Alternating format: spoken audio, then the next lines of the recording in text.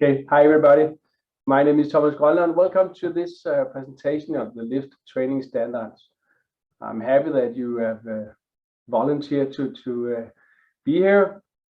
For me, it's personally, it's been 1.5 years concentrated work on developing these standards or this training standard, and I look forward to present it to you guys. During the presentation, we'll make some polls just to ask if how do you think about this or how do you think about that, and I'll give some more information when we get to that. So this is the agenda for my presentation, just to find out who are we and who are you, where are you, and what are you doing.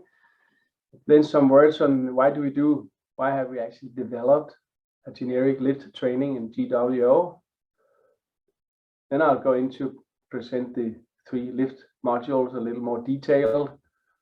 And I will ask you to pose some questions if you want to hear more, because I'm not a technician, so I'll not voluntarily start telling technical stories. But if you have technical questions, I might be able to answer them. So don't hold anything back. Give us all you have if you have some wonderings. And in the end of the presentation, we'll talk about what does it take to have a lift training facility. What will it take from you, and what requirements do we have for the instructors on the trainings? So we are in the small studio here in the middle of Copenhagen. We have Virginia doing the polls, and Tim is taking care of the sound, and Julie is making sure that everything is running according to plan. So I hope the 4-man team here will give you a good 45 minutes. So yes, and the first poll here is about where do you come from? What do you do? It's nice for us or for me to know, are you training providers, are you lift manufacturers, are you instructors? And it could also be nice for the other participants to know who's in this community for the next 40 minutes, 45 minutes. So please answer the poll.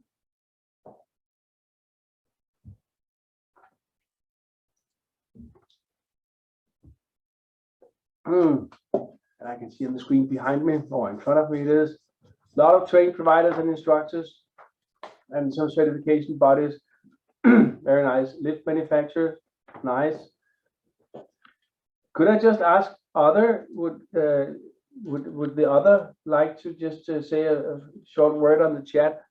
What is other than the posted ones? Could you just share a word on the chat?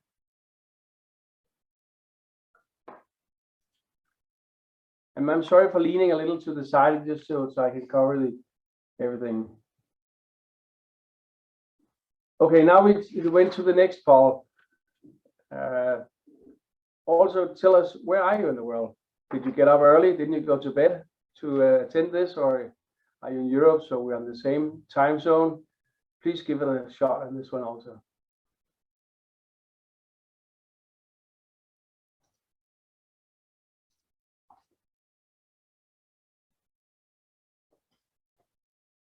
A lot of Europeans and some Asian and the Middle East.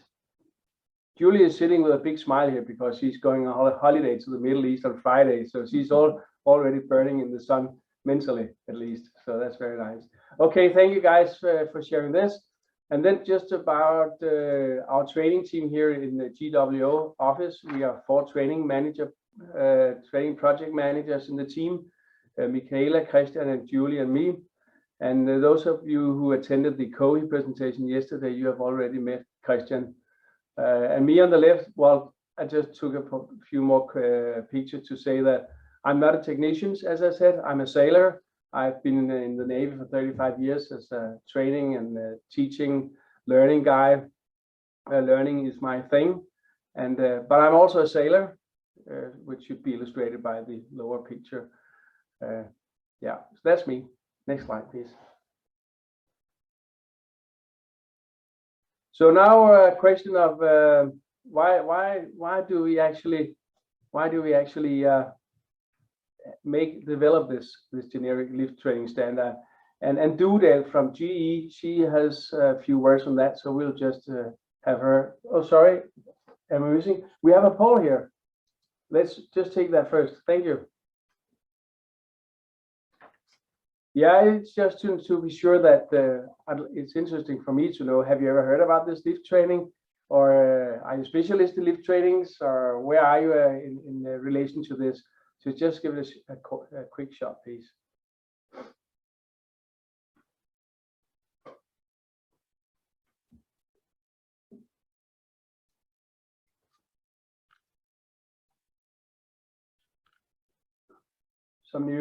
Some have skimmed the content, and a lot of you have heard about it. It's very nice. Okay, thank you very much. Let's jump into Dudel and hear what she has on her mind about the lift training standards. The GWO is all about creating a safe working environment for our technicians. Basically, that we have looked and analyzed what are the biggest risks at the moment, and working within the lift in the turbines has come out as being one of our top priorities. Each manufacturer and each operator operates their sites differently. For some lifts, you would be required to take an e-learning 1 or 2 hours, and for other lift types, going through extensive training. By standardizing that, we are simply creating one norm for how we do this, and I think that would be extremely beneficial. The industry will gain from this because you don't have to redo training for each specific lift type. You can do the more generic training that will enable your technicians to read and understand the documentation, understand the safety procedures, and go into the field and be competent to operate the lift types.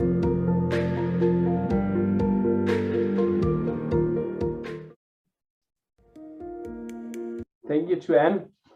And the first question she answered was, why do we actually have this generic lift standard? Why did we create it? And as she said, there are so many different lift types out there, and they take so many trainings.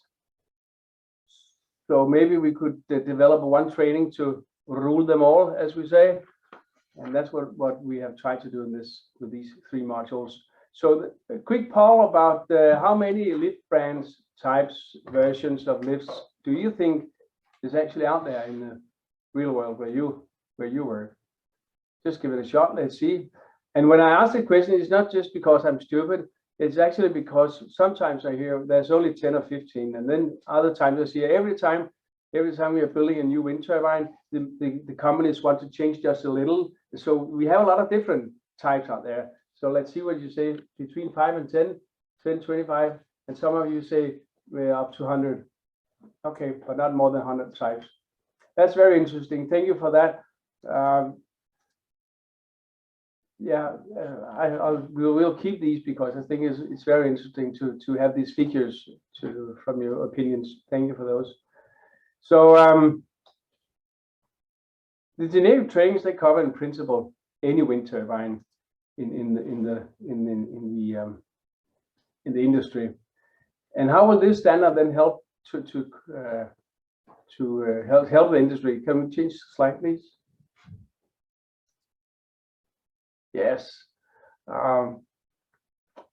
As Dudel said, by having a generic training, we will not have to redo a lot of trainings every time an lift employee or a wind employee changes from one company to another company, or when he changes from one wind farm to another wind farm.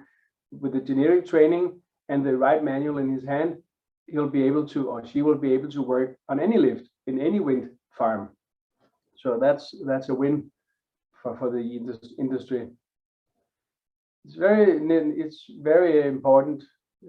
I've made it bold that the wind technicians should follow documentation and follow the manuals always, because we cannot make a generic lift training and just say after 2 days, now you can do everything on any lifts just like that. That's of course not possible, but by getting to know the principles of how a lift would work, function, and then having the manual, having learned how to use the manual for installing, maintaining, or inspecting, the lift, then you should be well off. And that's the whole idea of these trainings. Yeah, next slide, please. So the three modules. No, I think we just skipped one. Can we go back one? Yes. I just want briefly to introduce the work group as well. The work group, as we have been working, as I said, 1.5 years on this training standard, and there was members from Siemens Gamesa, from Ørsted, from Vestas, from GE, Mass Training, and Renewables Energy. So we have really been meeting a lot and discussing a lot and trying to be wiser on this. And we have got some help from lift manufacturers and others, and I've put those in the bottom of the slide here, from Yaso in Spain, mainly on the rack and pinion lifts, to be sure that we are covering rack and pinion learning objectives. From GWO, who's been a very, very active supporter in the project, and also from 3S, who has supported the project. Tesigno in Spain, also as a training provider, has shared a lot of thoughts and ideas, and also shared their virtual reality development, or the trainings of virtual reality trainings of the lift user, which is very exciting. It's worth visiting if you get the chance. So this is the work group. Thank you. Can we take next slide, please? The 3 modules: lift user 4 hours, the commission and inspection module 7 hours, and the lift commission, inspection, installation, and maintenance module in a 2-day or 14 hours training. Yeah. I've made this drawing just to try to illustrate my thoughts, which may sound scary, but on the top of the drawing you can see the wind turbine lying on the ground. The lift is being installed in the tower, and on the next you can see the commission and inspection part where the lift is ready to be commissioned, and this is commission and inspection guy. He can check it if it's working. Should we buy it or should we not buy it, or should we pay for it or should we not pay for it? On the next drawing with the green wires, after 1 year, whenever we we'll just go back one, please. Thank you. With the green wires, just to illustrate that we have the functional lift, and then after a year we do the inspection and maintenance of the lift, and replace or repair parts when it's necessary. All this is covered in the 2 days training, and the commission inspection is of course covered in the 1-day training. I also made the traffic sign or light in the bottom right corner just to emphasize that there are difficult repairs and complex repairs, things that a normal wind technician should not work on, and if there is any advanced repairs and the manuals say so, then we have to call for help at the manufacturer or some other company. And this is just to emphasize that again, these trainings don't make us super lifts on everything, but on the most normal topics in the lifts. Okay, thank you. On this drawing, I have illustrated that on the left side of the left column, we have the lift commission, inspection, installation, and maintenance module with the learning objectives. Actually, there are a lot more. I think we are on 170 learning objectives in that training standard. That's quite a lot, but it's also a very detailed training standard. I've made the learning objectives here blue and green, because then it's possible for me to illustrate that when we go to the lift commission and inspection training, the 7 hours training, then we take the green learning objectives into to this commission and inspection training. So we take the green learning objectives out of the big 2-day training and just create this 1-day training.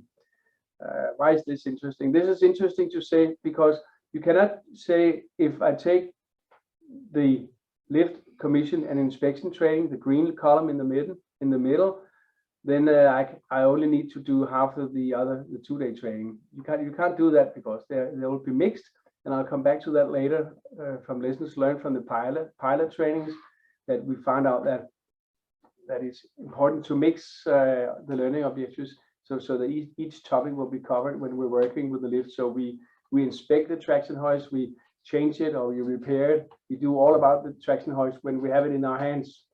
And that's an important point also for the trainings. On the right side, on the right column, is the lift user. It has some thin green learning objectives from the inspection training. The lift user is only 4 hours, and it also contains covers evacuation and other emergency procedures. But it's also important to say that the lift user is about doing the daily inspection or pre-use check or whatever we call it. And if something is not working, say, okay, I'll not drive the lift today, bye-bye, and then go somewhere else. While the lift commission and inspection training is more, okay, what do I do if it doesn't work? Should I call for help or should I make small repairs myself? So those are the 3 columns of learning objectives. Yes.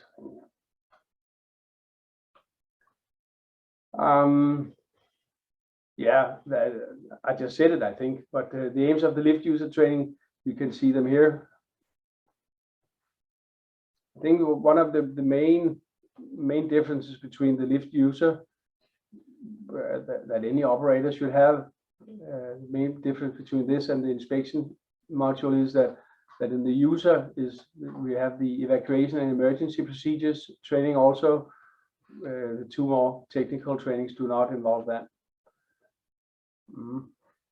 Yeah. In the lift and the commission, lift commission and inspection module.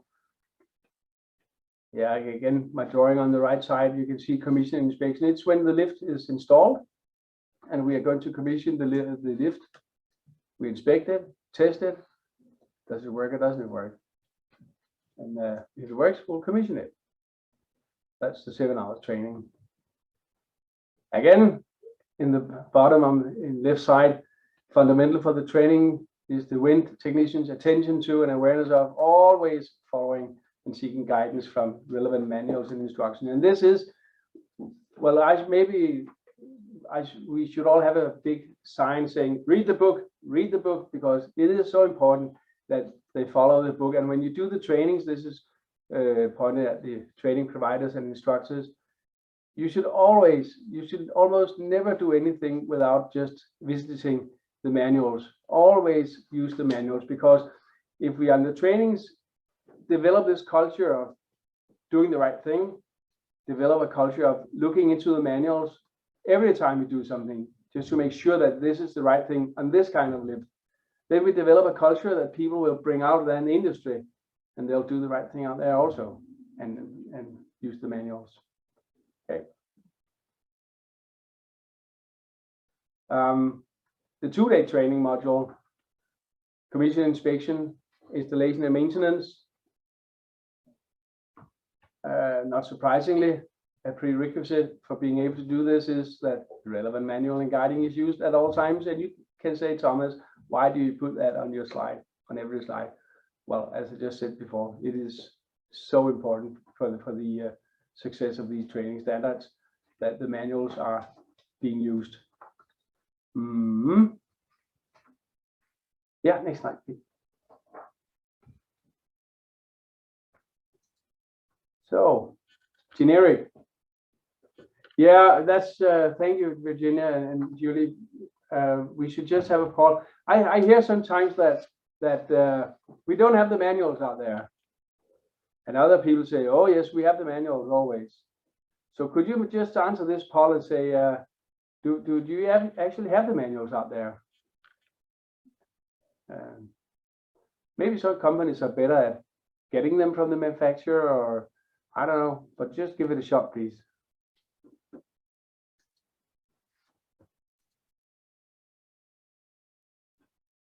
Not always. Thank you.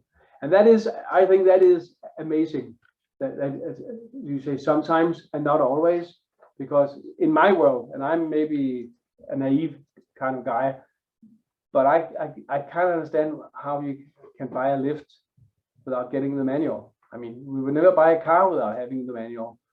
So, And this is, of course, the owner's responsibility to make sure that they get manuals when they buy the lifts. And we can only hoist the flag for that and say, remember to buy the manuals, because if they don't have the manuals, technicians can't look into them. So that was a flag hoisted for the lift owners. So the one point here on the generic part, we aim to cover all lift systems.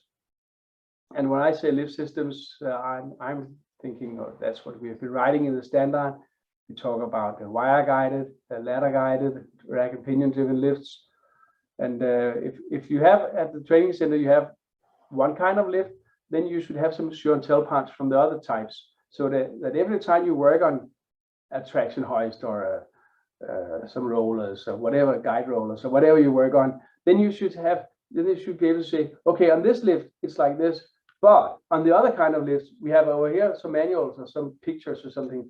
It looks like this and it works like this, so that every time you work on one thing on the lift, we will always visit the other systems, so we cover all three systems all the way. Yeah, and it's not always easy to get these parts from the different lift manufacturers, but and we cannot help you on that, because it has to be something between the training providers and the lift manufacturers, or maybe I don't know, but we cannot supply you guys for this, unfortunately, but that's how it is. But it's necessary to have these things. Yeah.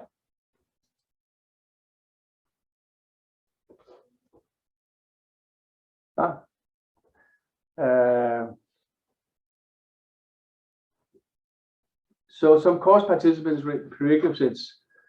There's no prerequisite for the lift user, nor for the inspection and commissioning technician, but for the 2 days training, which is very technical, complex, and challenging.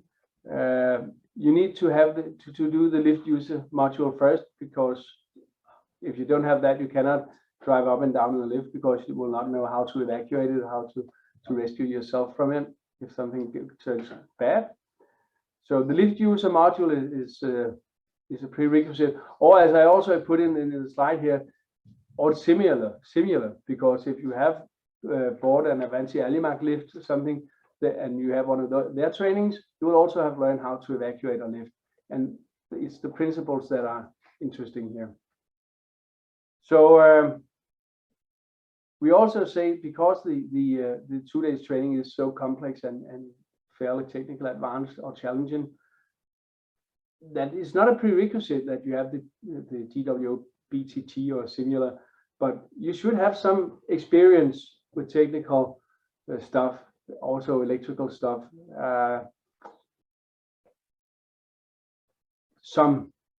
You don't have to have a technical education, but you should have some technical experience. And I guess all people that are hired or employed to be a wind technician to do maintenance on a lift, they will have some technical education, I suppose. Then I also acknowledge that some lift manufacturers tell me that, yes, but out in the far corners of the world, they may not be technical educated people that they use for maintenance and installations, and I can just say that's the employer's responsibility to hire those people that he needs to do the job, and there's not so much more to say about that, I think.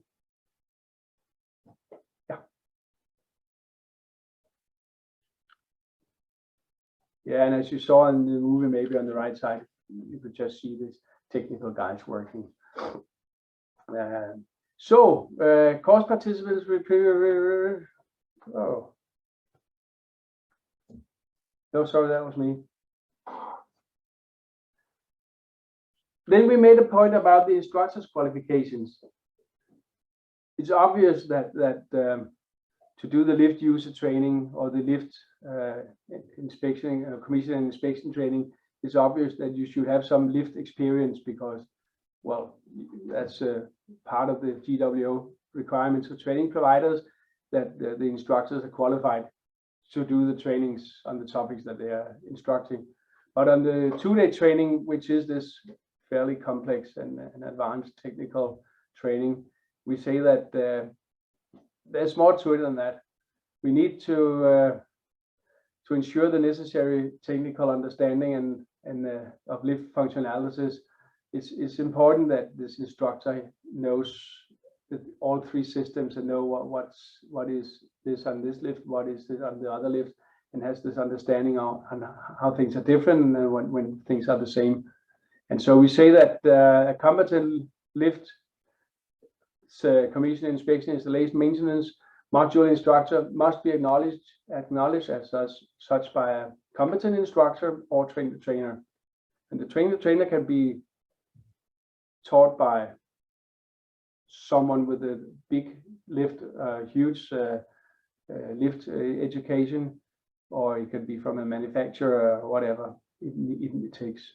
I know that some of the training providers are now taking trainings at different lift manufacturers to be sure that they have the necessary competences, which is interesting and good. Thank you. So on the lift training facilities, sometimes we get the question, or quite a few times we get questions on, okay, what do we need if we want to do lift trainings? What kind of facilities do we need? And it is, of course, listed in the training or in the equipment annex in the training standard, what do you need? But I've just listed 3 points here. First of all, a functional lift setup with 1, 2, or maybe 3 lift systems. Here's a picture from Windhunter in Bernau in Germany, where they have 2 lifts of the same type installed. They have a working platform on top of it, so the participants can work on the top of the lifts, and they can work all over the lift. They have also moved the classroom from the classroom out into the actual training area where the lifts are, so that they can all the time change between working on the lift, looking into the manuals, sit down, do some writing, find stuff on the internet, and then back, touch the lift, work on it again. And that works very, very good, I think. Yeah, and as I said earlier also, if you don't have 3 lift systems, then at least you should have some show and tell parts from the systems that you do not have, so you can show the participants the differences between the lift types. Next slide, please. And yeah, so here in the middle we see that Windhunter in Germany, they have I think it's a power climber lift. Excuse me if I'm wrong. As I said, I'm not a technician, but it's just lying on the floor, and it's possible for the participants to walk around it, work on it, take things apart, and put them together again and find out how does this actually work, how does it these technical parts of it, which is pretty good. So they don't have to make an installation, a total functional installation of all lifts. They can just have this one lying on the floor. It works pretty good. And on the left side is a traction hoist. I think it is from another lift, so it's possible to take apart and put together again and find out how does it work and how do we repair it if something is not working properly. Yeah, next please. Then also some tools, and of course the manuals. You need to have the right tools for working on this. And I think that's about all I'll say now about the lift training facilities. But we have invited our good friend Mateusz from Koszalin, Windhunter, to give a short presentation on the Windhunters in Poland, their training facility, which is brand new and actually very, very nice. So Mateusz, are you there? Yep, I'm here. Can you hear me? Fantastic. Yes. Yeah. So This you have the nice microphone, and we'll just change the slides when you like. Okay. So first of all, thank you very much for let us being part of the pilot training last year.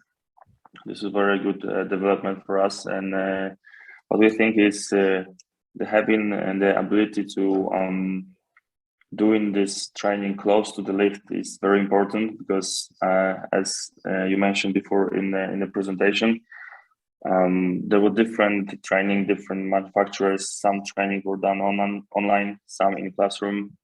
It was all different. So we strongly support or think that creating a consistent standard for lift user is very good, and the people can come even for hours to the classroom and see the lift, go around it, touch it. So this is very nice. And also what you can see here on the left picture, we have the platform that we can, let's say, travel at the top of the platform, go out and see at the top of the lift how all the wires and cables are strapped. And this is not possible while doing the training on site on the wind turbine, because this is hard to travel 100 meters up to see everything. And you can see everything from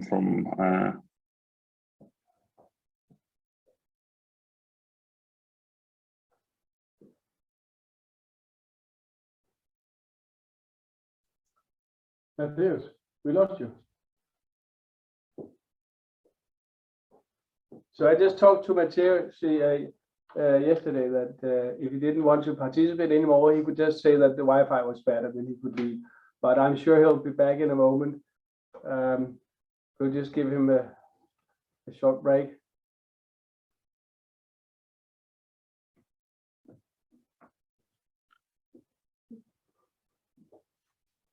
Can you go one slide back, please?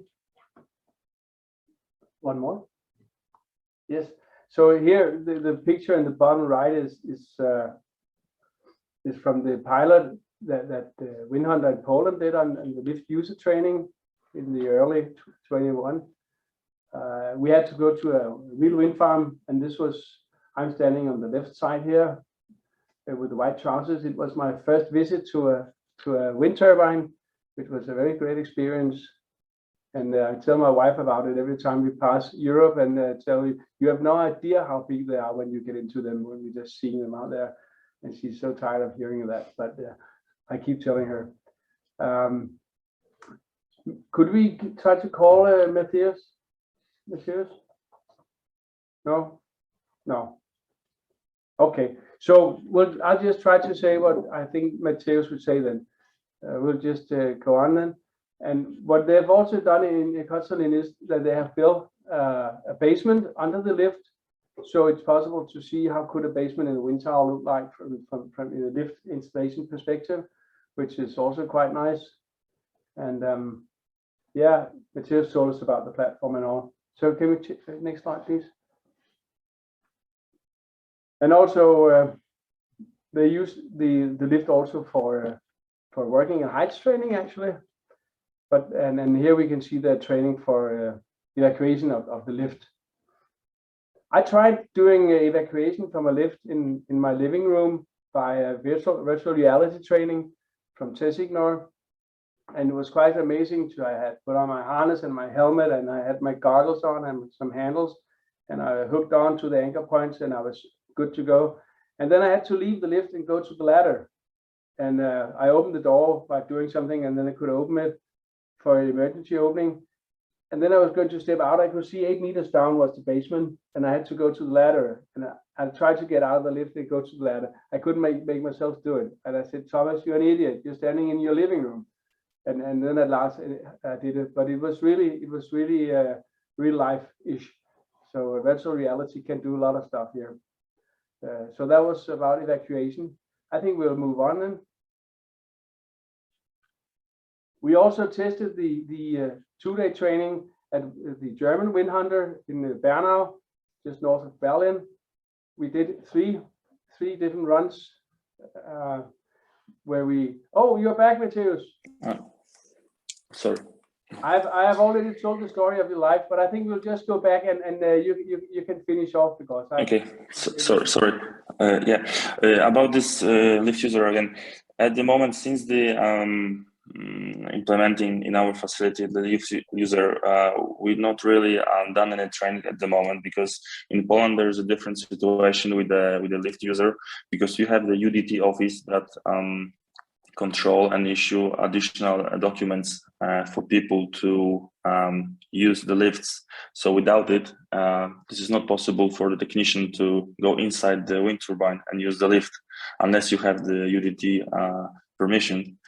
And we don't see any information from the subcontractors that manufacturers of the lifts ask them to do this training.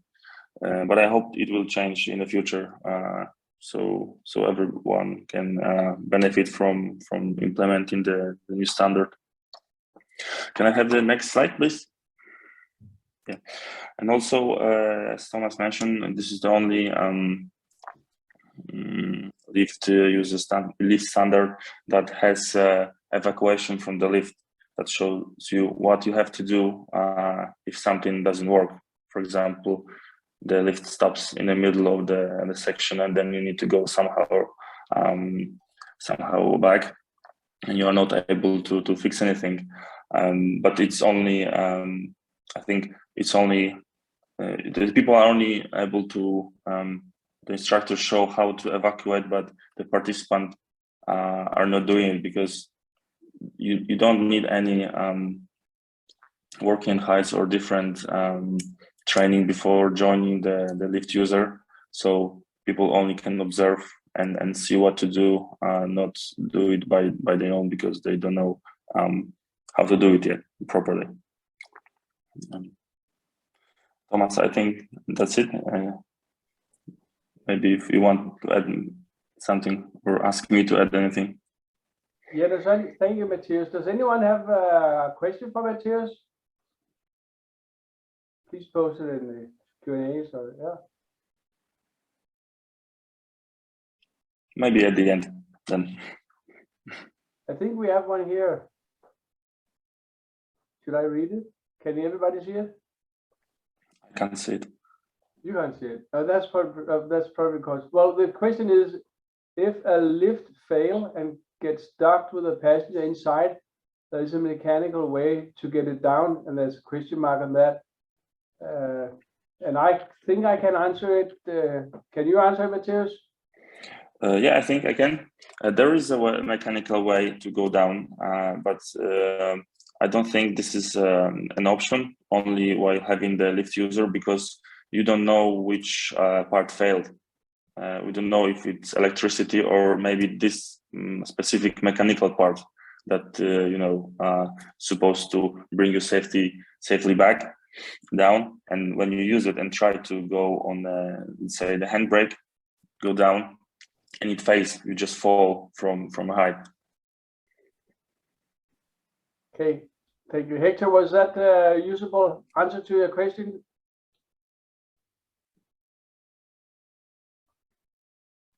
Thank you for posing it. Wonderful. Thank you, Hector.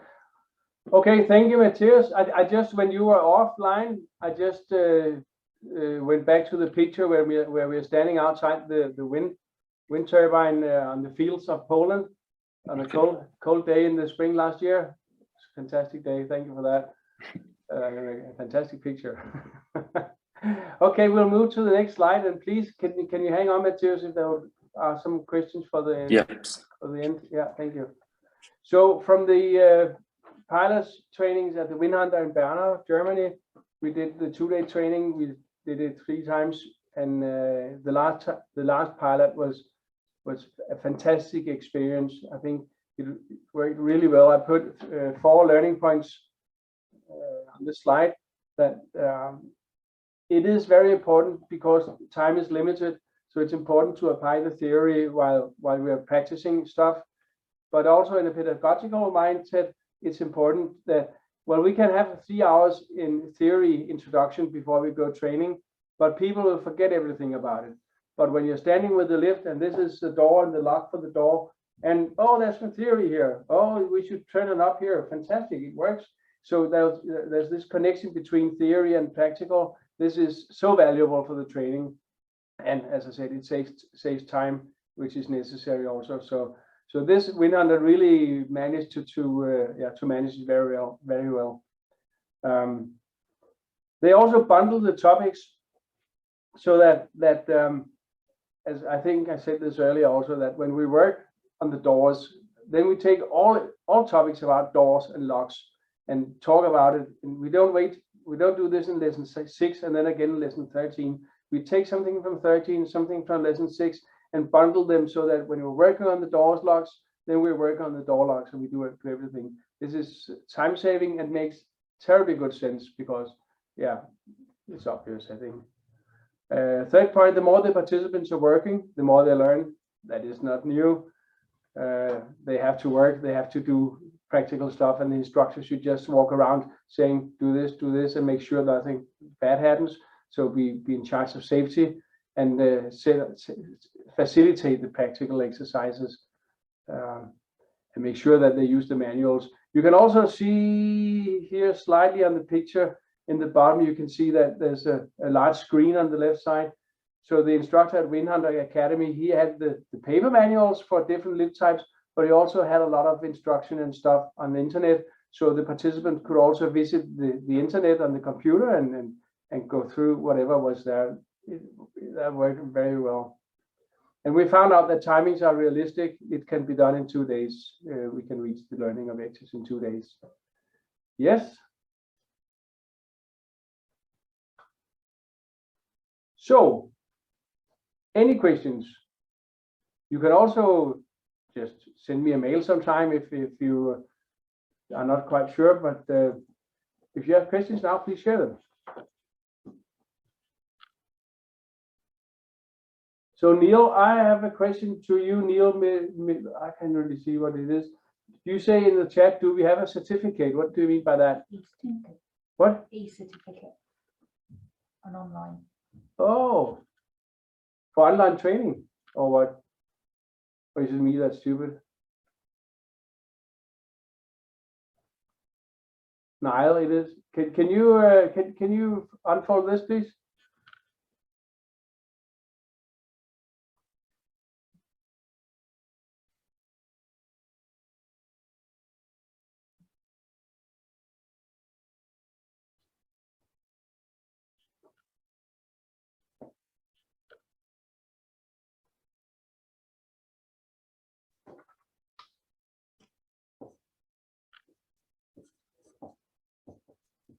So I think for the 2 days trainings, it's only Windhunter and Bernard that is now certified to do the trainings.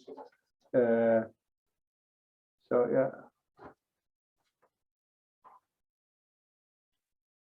They got certified during the last pilot, which was, as I said, a big success. Matthias, can I ask you one question then? Do you think it will be possible for you to do, if time changes and the Polish requirements and stuff changes, do you think at some point in the future you will also be able to do one of the other trainings? Yes, I think it's possible, but also at the moment for the installation and maintenance service, you need another additional document from the UDT, and the training takes 1 week or 2 weeks, and it's extremely hard to pass because this is national exam.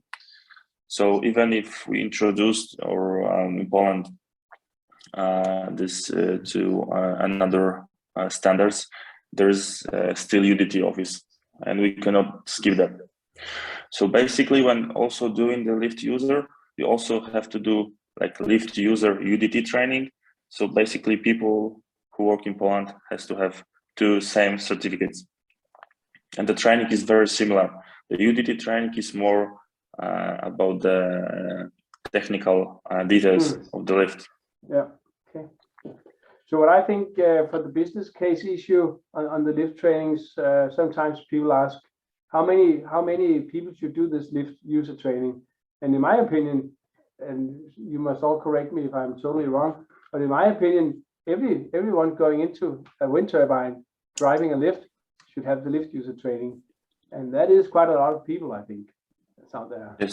Yes. At the moment, yeah, for the UDT training, we do it each 2 weeks, and we have from 10 to 18 participants. So it's from, let's say, 30 to 40 people each month.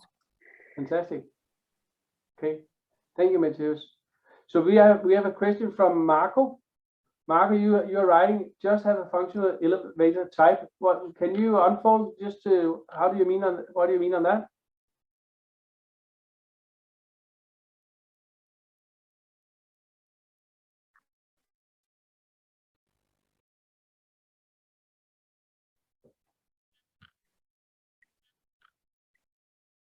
Do you mean if you can use our elevator during the train? Yes, it's completely working. You can go up, down, as there's only 2 directions you can go. Everything is connected, and also in Poland, when you install, and it doesn't matter if it's in your own infrastructure on the wind turbine, the UDT office has to come and make the commissioning. Okay, makes good sense.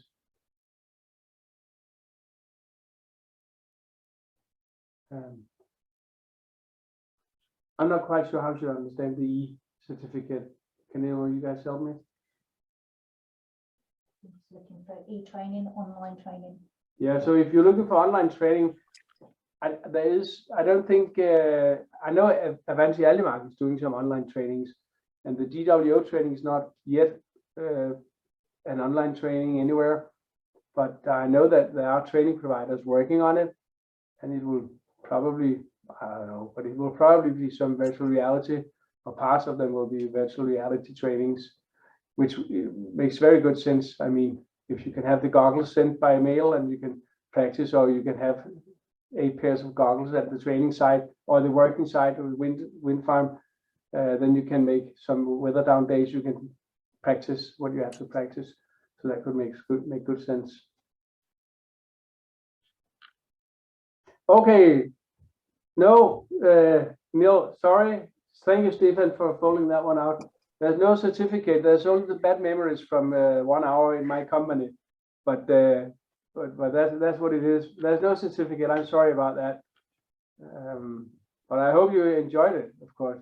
I just saw the note up here. Also, you say yes, sure, you get a manual, but they get lost, which is a very good point. I haven't thought about that, but that makes very, very good sense. That of course they can get lost out there, and then you just not automatically get a new one. Okay. Could you outline the appropriate requirements in the compliance for inspection and maintenance? The requirements for what is that? Can you unfold that, please, Romeo?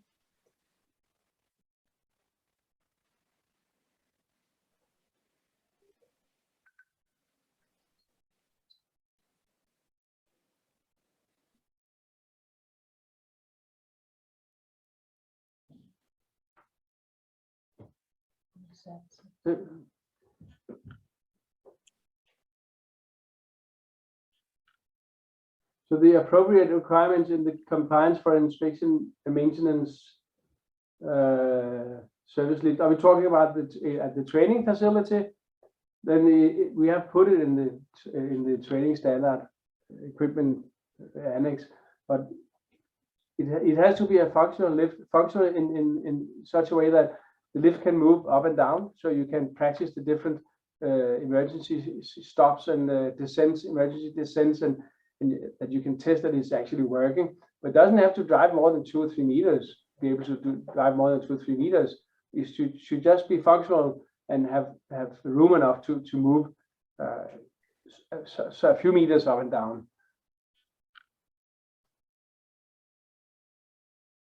I would think that if it was possible, then you should have a lift constructed especially for training, so that you could maybe mix different lift systems into the one functional lift system. But maybe that's just me. I don't know. So I think we are getting there now. That the last poll. I hope you got some information. We'll just ask you if did we fulfill your expectations for this.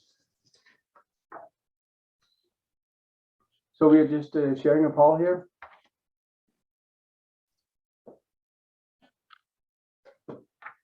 And while you are answering the questions, I'll just make some marketing or some commercial for tomorrow. We'll do, Christian and Julie and I will do a combined webinar on the GWO taxonomy, learning to understand the GWO learning objectives, and a presentation of the reviewed module from the BST, the manual handling and the first aid modules. That will be tomorrow at 11 o'clock.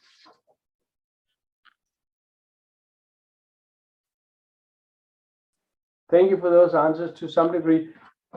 Do not hesitate to send me a mail or ask anybody else you like to ask, but please get in touch. And if you have any questions or you want to know more, I'd love to get back to you, and maybe I can get you in touch with some people that know more than I do. So thank you for now. Have a very nice Tuesday. Sun is shining in Copenhagen. I hope it's shining where you are as well. So goodbye. Thank you. Thank you, Thomas. Goodbye.